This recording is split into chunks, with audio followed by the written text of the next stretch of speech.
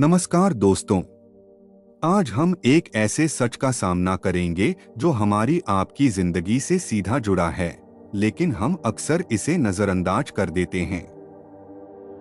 क्या आपने कभी सोचा है कि जब आप मेडिकल स्टोर से एक पैरासिटामोल खरीदते हैं या जब पूरी दुनिया को कोविड की वैक्सीन लगाई गई, तो उस दवा ने आपके शरीर तक पहुंचने से पहले किस किस रास्ते का सफर तय किया?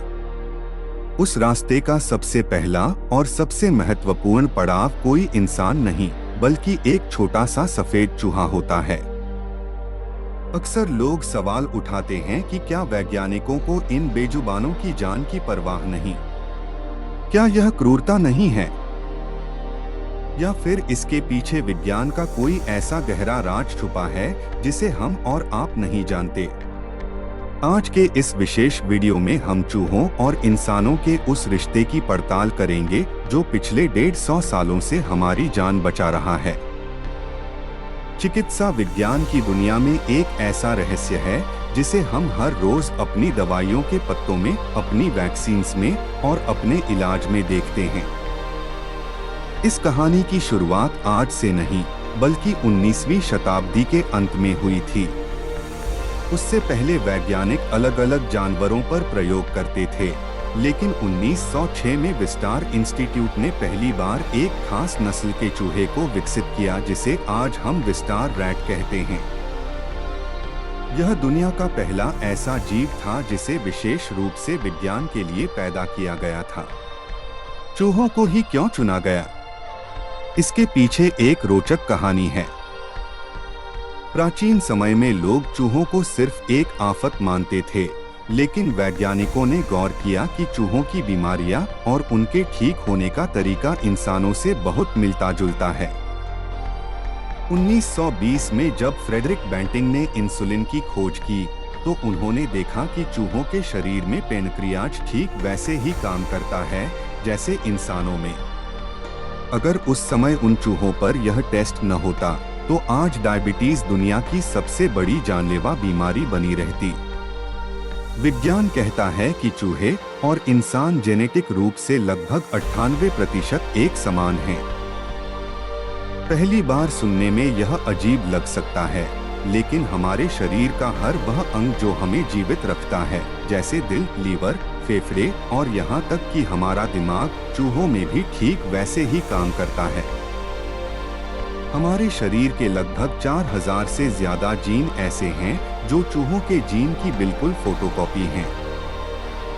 जब किसी चूहे को कोई दवा दी जाती है, तो उसका लिवर उसे वैसे ही प्रोसेस करता है जैसे आपका लिवर करेगा। उसका दिल वैसे ही धड़कता है जैसे आपका दिल। वैज्ञानिकों ने नॉकआउट माइस बनाना भी सीख लिया है। इसका मतलब है कि वैज्ञानिक चूहे के शरीर से उस खास जीन को हटा देते हैं जो कैंसर को रोकता है, ताकि वे देख सकें कि कैंसर कैसे फैलता है और उसे कैसे रोका जा सकता है। यहाँ समय का महत्व सबसे अधिक है। इंसानी जीवन लंबा होता है। अगर हमें यह देखना हो कि किसी दवा का असर बुढ़ापे में क्या होगा, तो हमें 70 साल इंतजार करना होगा। विज्ञान के पास इतना समय नहीं है। चूहे का जीवन चक्र बहुत तेज होता है। एक चूहा 3 हफ्ते में पैदा होता है, 6 हफ्ते में जवान हो जाता है और 2 से 3 साल में उसकी उम्र पूरी हो जाती है। वैज्ञानिकों के लिए यह एक टाइम मशीन की तरह है। जो रिसर्च इंसान पर करने में 50 साल लगेंगे, वो चूहों की 10 पीढ़ियों पर सिर्फ 2 साल में पूरी की जा सकती है। इससे हमें यह पता चल जाता है कि क्या कोई दवा आने वाली नस्लों में कोई शारीरिक दोष या विकलांगता तो पैदा नहीं करेगी। इसके अलावा बात आती है वैज्ञानिक नियंत्रण की। एक इंसान के ऊपर रिसर्च करना बहुत कठिन है। कोई इंसान क्या खाता है, कितनी नींद लेता है, उसे तनाव कितना है, ये सब चीजें दवा के असर को बदल सकती हैं। लेकिन लैब के चूहों की जिंदगी पूरी तरह वैज्ञानिकों के हाथ में होती है। उन्हें एक नियंत्रित वातावरण में रखा जाता है।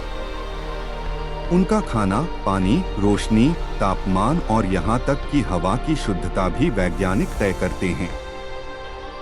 इससे यह पक्का हो जाता है कि दवा का असर किसी बाहरी कारण से नहीं, बल्कि सिर्फ उसी दवा की वजह से हुआ है। इंसान पर ऐसा नियंत्रण न तो संभव है और न ही नैतिक रूप से सही। बहुत से लोग यह भी पूछते हैं कि लैब के चूहे आते कहां से हैं? क्या ये वही चूहे हैं जो हमारे घरों में मिलते हैं? बिल्कुल नहीं। ये चूहे स्पेशल ब्रीड होते हैं। इन्हें लैब के वातावरण में ही पैदा किया जाता है ताकि ये पूरी तरह से बैक्टीरिया और वायरस से मुक्त रहें। इन्हें SPF यानी स्पेसिफिक पैथोजन फ्री वातावरण में रखा जाता है। इनका खाना इतना शुद्ध होता है कि उसे इंसान भी खा सकते हैं। वैज्ञानिक जानते हैं कि अगर चूहा तनाव में होगा तो प्रयोग के नतीजे गलत आएंगे। इसलिए उनकी खुशी और आराम का पूरा ख्याल रखा जाता है। पूरी दुनिया में इसके लिए सख्त नियम बने हुए हैं। किसी भी प्रयोग से पहले एथिक्स कमेटी की अनुमति लेनी होती है। वैज्ञानिकों को यह साबित करना पड़ता है कि यह प्रयोग मानवता के लिए बहुत जरूरी है। चूहों को कम से कम दर्द हो, इसका पूरा ध्यान रखा जाता है। जहां संभव हो उन्हें एनेस्थीसिया दिया जाता है। आज के डिजिटल युग में यह सवाल उठना लाजमी है कि क्या कंप्यूटर, AI या मशीनों से ये काम नहीं हो सकता। वैज्ञानिक आजकल कंप्यूटर सिमुलेशन का इस्तेमाल बढ़ा रहे हैं, लेकिन कंप्यूटर अभी तक एक जीवित शरीर की जटिल प्रतिक्रियाओं को पूरी तरह नहीं दिखा सकता। हमारा शरीर दुनिया की सबसे जटिल मशीन है। एक छोटी सी गोली जब पेट में जाती है तो वो खून में कैसे घुलेगी, लिवर उसे कैसे तोड़ेगा, दिमाग पर उसका क्या असर होगा और फिर वो कचरे के रूप में शरीर से कैसे निकलेगी, ये सब अरबों रासायनिक क्रियाएं हैं। कंप्यूटर आज भी इन अरबों क्रियाओं को एक साथ प्रोसेस नहीं कर सकता। भविष्य में ऑर्गन चिप जैसी तकनीकें आ रही हैं, लेकिन जब तक वे पूरी तरह विकसित नहीं होती तब तक चूहों का योगदान अनिवार्य है।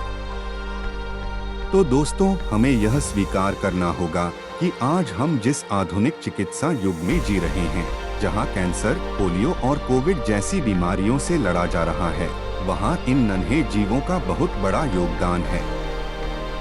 वे अनजाने में ही सही, लेकिन मानवता के रक्षक बने हुए हैं। विज्ञान क्रूर नहीं है, विज्ञान सुरक्षा और जीवन के प्रति जवाबदेह है। अंत में हमें इन छोटे जीवों का आभारी होना चाहिए, जिनकी वजह से आज हम और हमारा परिवार सुरक्षित है। चिकित्सा जगत की हर बड़ी सफलता के पीछे इन खामोश नायकों की मेहनत छिपी है। अगर आपको यह जानकारी विज्ञान पर आधारित और सच्ची लगी हो तो इसे आगे जरूर साझा करें, क्योंकि सही जानकारी ही सबसे बड़ा ज्ञान है। धन्यवाद।